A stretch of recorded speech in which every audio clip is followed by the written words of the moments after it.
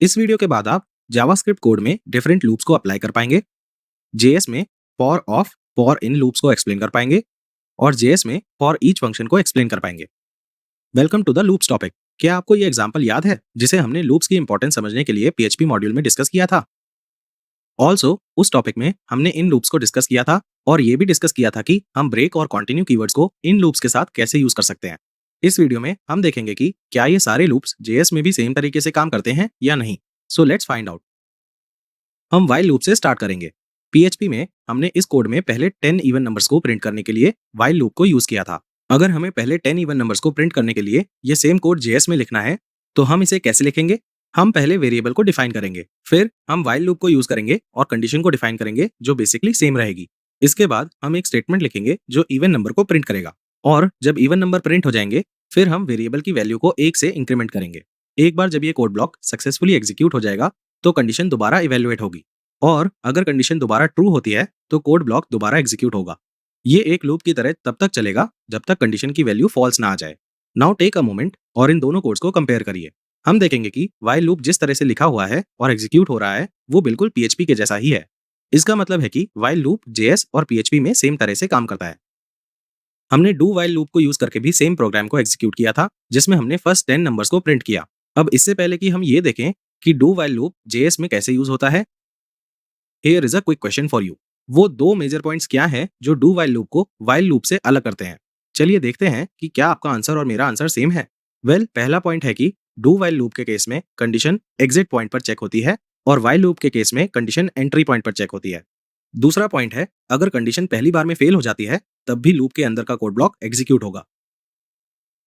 तो वापस कोड पर चलते हैं और देखते हैं कि इसमें हम डू व्हाइल लूप को कैसे यूज कर सकते हैं। डू व्हाइल लूप जेएस और पीएचपी में सेम तरह से काम करता है। फॉर लूप, ब्रेक और कंटिन्यू कीवर्ड जेएस में बिल्कुल वैसे ही काम करते हैं जैसे हमने उन्हें पीएचपी मॉड्यूल में पढ़ा था। This brings us to an exercise जिसे आपको खुद से करना है। एक्सरसाइज का पहला पार्ट है कि आपको फॉर लूप को यूज करके पहले 10 इवन नंबर्स को प्रिंट करने के लिए कोड लिखना है और नेक्स्ट पार्ट है कि आपको जावास्क्रिप्ट में ब्रेक और कंटिन्यू कीवर्ड्स को यूज करके कोड लिखना है। इस वीडियो का पर्पस सिर्फ ये नहीं है कि हम उन कॉन्सेप्ट्स को दोबारा पढ़ेंगे जिन्हें हम ऑलरेडी पढ़ चुके हैं, पर यह भी है कि हम कुछ नई चीजें सीखेंगे। Let's start with them, shall we? हमारे पास जेएस में दो न्यू लूप्स हैं जो पीएचपी में नहीं थे। ये हैं फॉर ऑफ और फॉर इन लूप्स। हम इस टॉपिक में इन लूप्स के बारे में थोड़ा सा ही पढ़ेंगे और इस मॉड्यूल के एरेज टॉपिक में इसे डिटेल में डिस्कस करेंगे। So don't worry even if things seem unclear at this moment. Now things are going to become a bit tricky, so please pay attention. JavaScript में for of loop is similar to PHP का for each loop. अगर आपको याद हो तो हमने ये code PHP में एरेज के थ्रू आइटरेट करने के लिए यूज किया था। मैं चीजें सिंप्लीफाई करने के लिए इस कोड को दोबारा समझा देता हूँ।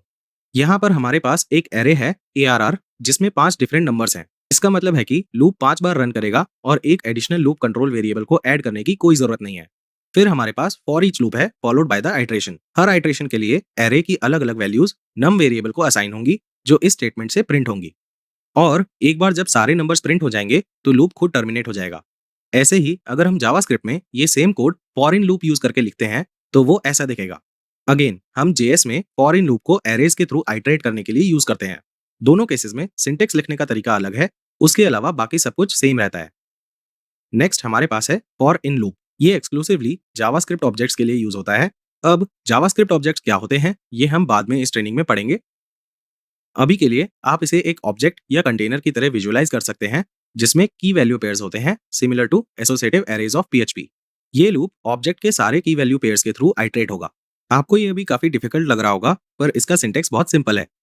सिंटेक्स है फॉर, उसके बाद वेरिएबल नेम, फिर इन, उसके बाद ऑब्जेक्ट का नाम जिसके थ्रू हमें आइटरेट करना है।